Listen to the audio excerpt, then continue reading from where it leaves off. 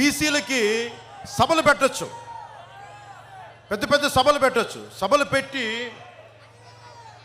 Local బాడీస్లో 34% రిజర్వేషన్ని 24% తీసుకొచ్చారు. దానివల్ల 16,800 మంది బీసీ చిన్న ప్రజాప్రతినిధులు అవకాశం కోల్పోయారు. ఇది బీసీలని పెంచినట్ట తగ్గించినట్ట? బీసీలు మహాసభ పెట్టి మేము బిర్యానీలు పెట్టాం, చాలా గొప్ప విందు భోజనాలు పెట్టామని చెప్పి 16,800 బీసీలకి అవకాశం లేకుండా చేశారు.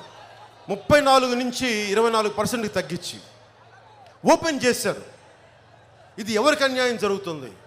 బీసీ నాయకులందరూ కూడా ఒకసారి ఆలోచించారు. ఇక్కడున్న బీసీ యువత కూడా మీ నాయకులను అడగండి.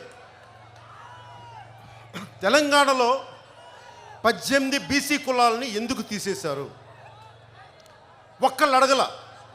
ఆంధ్రప్రదేశ్ ఆస్తులు హైదరాబాద్లో ఉన్నప్పుడు తెలంగాణ ప్రభుత్వానికి అప్పచెప్పినప్పుడు అక్కడున్న తూర్పు కాపుల్ని కానీ, శెట్టి బల్జల్ని కానీ, దేవాంగుల్ని కానీ, కొప్పిలి వెలమల్ని కానీ, కాళింగుల్ని కానీ, గవర్నర్ని కానీ, తూర్పు కాపుల్ని కానీ ఎందుకు వాళ్ళు ఉండకూడదు కనీసం ఒక వివరణ కూడా ఇవ్వలేకపోయారు. అడగను కూడా అడగలేకపోయారు.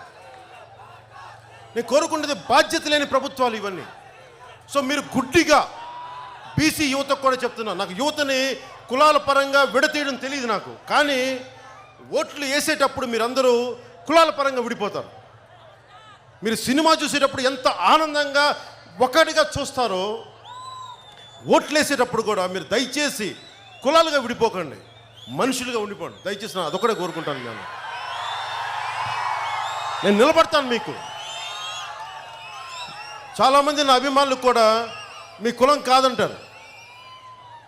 అరే మిమ్మల్ని గుండెల్లో పెట్టుకొని చూసుకున్నావు, నేను నా కులం వేరు మీకు కులం వేరని నేను అనుకుంటానా? అదా మీరు నన్ను అర్థం చేసుకుంది. 56 బీసీ కార్పొరేషన్స్ పెట్టారు. 56 BC corporation. BC sub plan ఫండ్స్కి డబ్బులు ఇవ్వాల.